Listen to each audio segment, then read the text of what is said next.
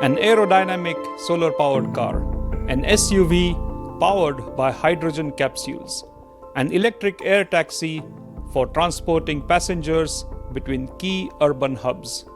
These were some of the futuristic technologies that were on display at the 4-day VivaTech exhibition, which was recently held in Paris. Let's find out more about these innovative technologies. This car is one of the world's first solar electric vehicles. This is a car that can basically produce almost 50% of its energy from the sun.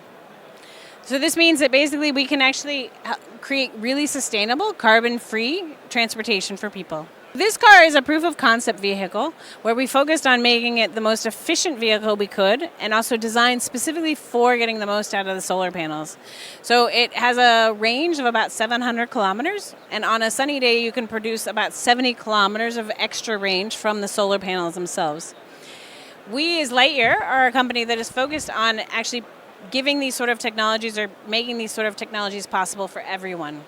And so our goal is to actually get this technology, particularly the solar charging system, not just on our own vehicle platform, but actually to other cars and other car companies in kind of a B2B construction. So we're hoping to introduce this technology, the solar charging components, to passenger cars of all different types. The solar panels are located on all the sun-facing surfaces, so that means, in this case, the hood, the roof, and the trunk. You can also put them on other surfaces, but there's kind of a question about aesthetics and options there that we vary depending on the customer and what they're looking for. In this case, it's 5 square meters, or about just over 1 kilowatt of energy. And that can produce, as I mentioned, about 7,000 kilometers of distance per year.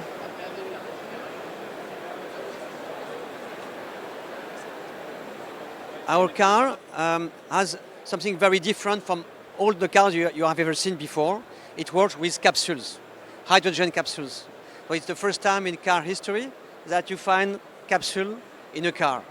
So why do we have developed this system of hydrogen capsule? It's because if you want today to drive with hydrogen, it's not so easy to find a hydrogen station. And why? It's because the price of this station is quite high. It's between $2 and $3 million for one station. So we had to find another idea, a way to make the cost lower. And the idea was to develop a system of capsule which is very easy to swap. So you can go to, for example, to a station where you can swap the capsule. It's quite easy to swap. It takes 3 minutes to swap the 6 capsules, and you can drive 300 kilometers with the 6 capsules. But not only you can go to what we call the cap store to swap your capsule, but you can also charge the car directly in a hydrogen station. And you can fill your car directly with the pump, the hydrogen pump. And when you fill the car, you will fill the capsule from the inside. So altogether, it's 300 kilometers with the capsule, plus between 450 and 500 kilometers with the fixed tank.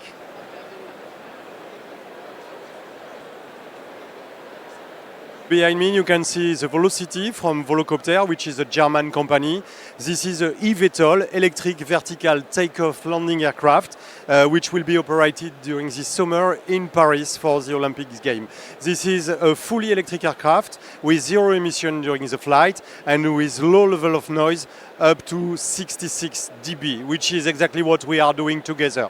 We are in the process of certification with the EASA, which is the European Civil Aviation Authority, and we will be certified type -9. That means we are safe as an aircraft. So one passenger, one pilot, minimum viable product. We did this choice for going to the market first, being the first in the world. 20 kilometers flight long. We are able already to say we can fly up to 25, but with new batteries in the coming months, we will be able to fly up to 30 kilometers. We are flying at 200, between 300 meter high, and we are flying at 80 to 90 kilometers per hour. It has been made for up into the city, inside the city, and around the city, flying from the airport to the inner city center.